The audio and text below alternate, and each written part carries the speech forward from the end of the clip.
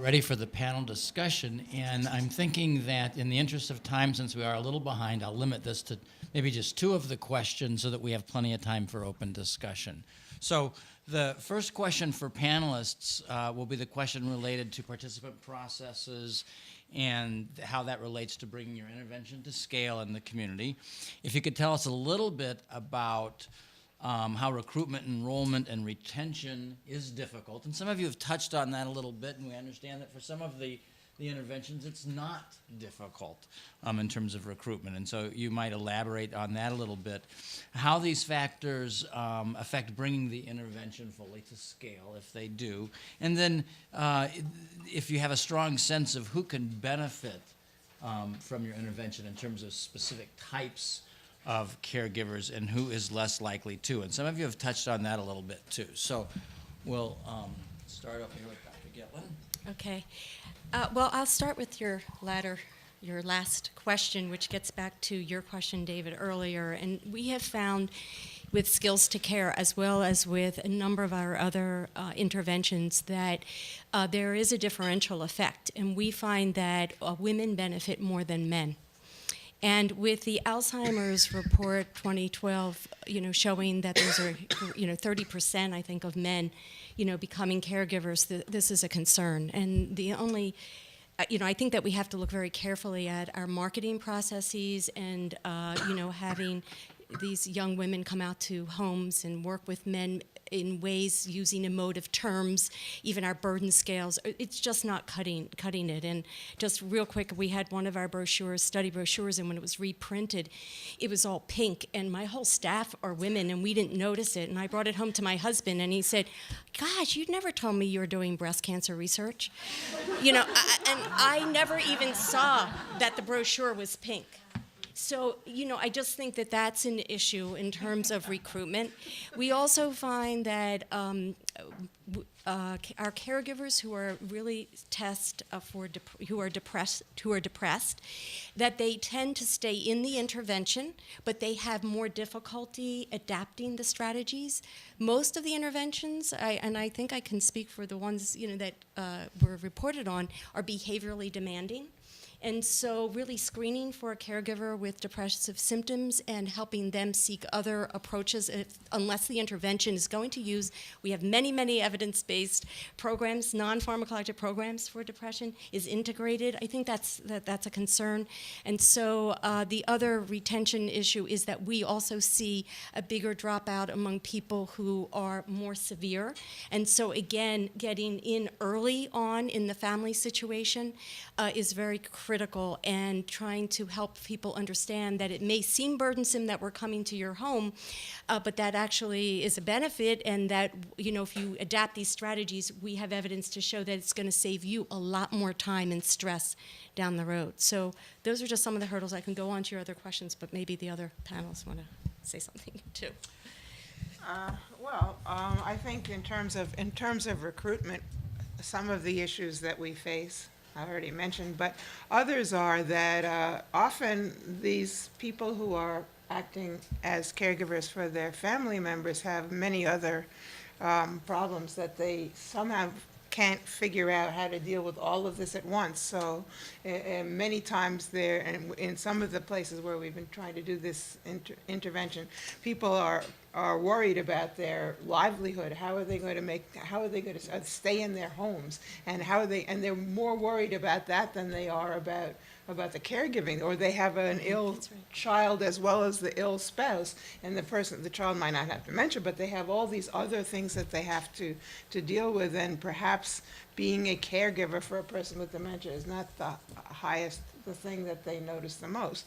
Also, there are words, so every one of the words that we use is probably the wrong word. So most people caring for my husband is still caring for his cousin and took care of his mother for many, many years, and he always likes to provoke me, but you say to him, "Are you a caregiver?" And he goes, "No, I'm not." So that word doesn't work. The intervention word doesn't work. The dementia word doesn't work. Yes, right. So we've got a lot of words that don't have the right meaning to the people we'd like to provide the service too. Also, many of the people who are suffering from dementia are suffering from other physical illnesses, and so we're not really recruiting the kinds of people that come into our Alzheimer's centers. We're trying to recruit people who are caring for a multitude of problems. Another problem in terms of recruitment that we've seen is that caregivers don't see themselves as needing help. They don't see themselves as being ill. It's also a reimbursement issue, because if you're not ill, then why should any health provider reimburse for the service to take care of you? I think that some of these interventions, certainly the NYU Caregiver intervention, is probably best at prevention as opposed to cure. So you don't wait till someone has a diagnosis of depression and then provide them with 6 sessions of individual and family counseling. It's not sufficient and it's not appropriate. But to sell something as a prevention, this will help you to live your life as best as possible, is a much harder sell. So I think in terms of who we help the most, I sort of touched on that. I think we probably help the people the most who in the long term, who started at a relatively small number of symptoms of depression, a relatively low level of burden, and prevented it from getting worse, as opposed to curing something that already existed. Okay, coming third in the line of answering those questions, let me touch on some things that probably haven't been said. As far as the intervention process and getting buy-in, we're looking at long-term integration of these kind of sustainable programs. You know, what we ran into with our agencies is you really need to have an orientation up front with that agency and get agency buy-in and staff buy-in. You just don't want them to repurpose their staff and say, okay, this one can come over and do this, and because they don't get it. And they really do need to understand and get it. So you need to look at, it's very important to look at the institutional resources and the organizational climate that you're going into with this. They're going to need a lot more than just coaching and consultation. You really need a purveyor in there, a group that's actively working with them on an ongoing basis at those sites to make sure that it's implemented with fidelity and that's ongoing. They may have new techniques that they learn for staffing and training and supervision, data collection, being able to provide,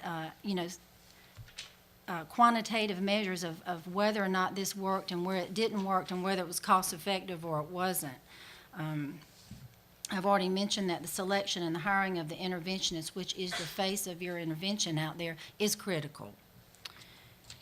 We talked about already the manuals and the need for certification. I'm going to move on now and just give a couple of comments about that recruitment and enrollment. Mary and Laura have already mentioned some things, but the capital campaign to increase caregiver awareness and self-identify that I'm a caregiver and I could utilize this program, and is it accessible to me? I think that would be a huge hurdle to overcome. And time commitment. We're looking, some of the interventions I see go from 3 months up to a year, and maybe we could be a little bit more flexible with that.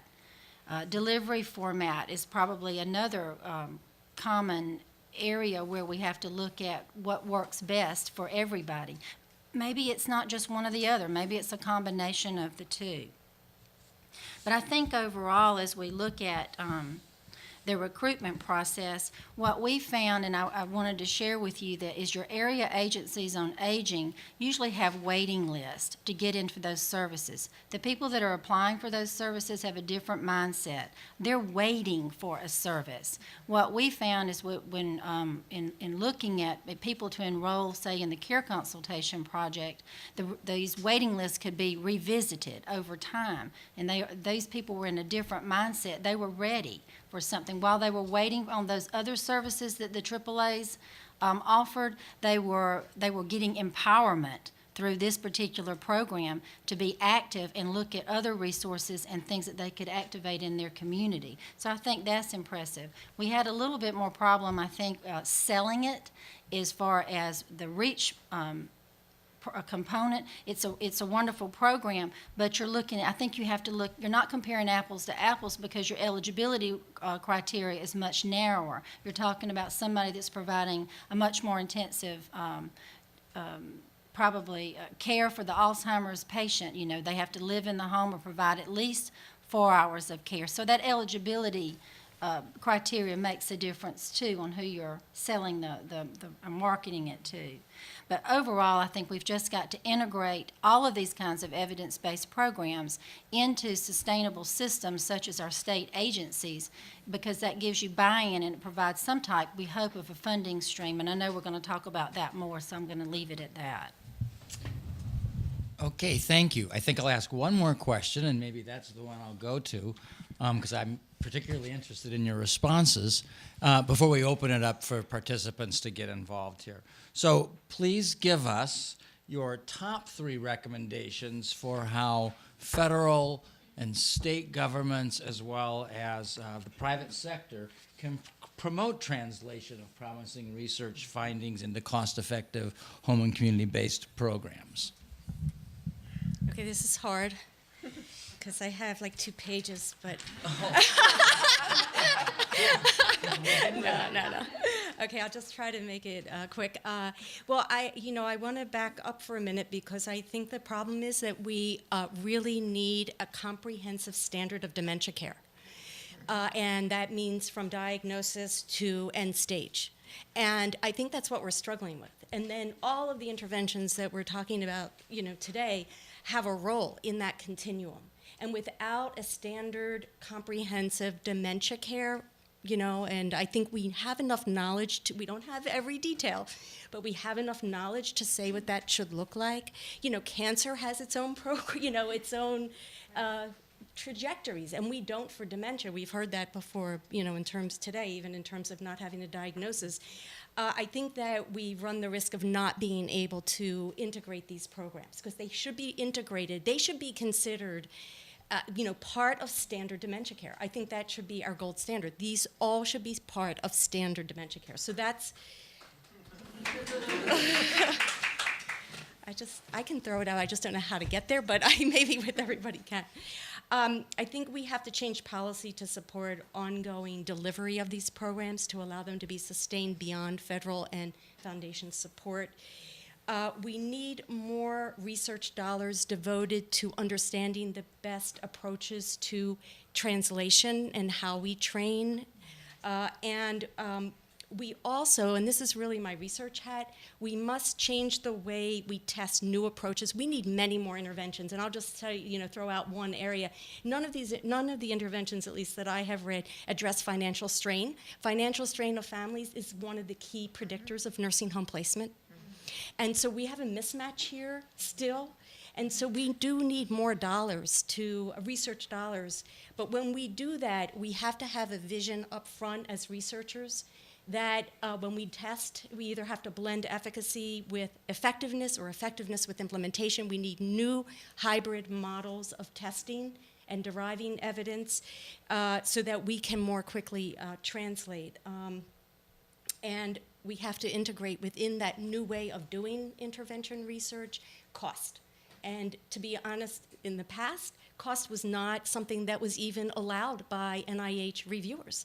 That was something that was struck down in terms of an aim. And so now, now we have an understanding that cost analyses should be upfront in randomized trials. And so that we shouldn't necessarily, we may not have that gap at least moving forward. But, I think that we've learned a lot through this first 30 years of caregiver, intervention research. So is that okay? That's great. Wow. Now that you've said everything, it makes it. I'm sorry. Thank you for letting me go first, but I know you have. No, I think everything that Laura said is good. Oops. Okay.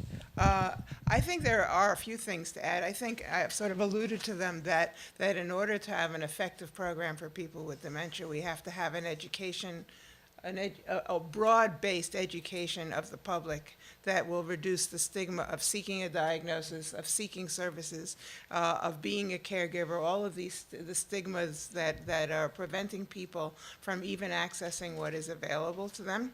And I think that in addition, it's going to be incumbent on us to continue to try to prove the efficacy of the interventions that are developed and to figure out how to measure efficacy in the community after they've been developed in a randomized controlled trial.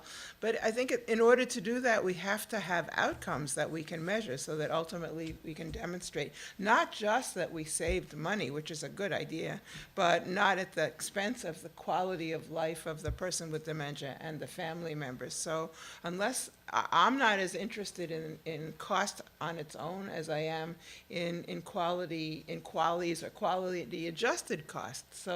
So I think that cost neutral interventions that improve the quality of life of the participants, to my mind, would be a very good goal as well.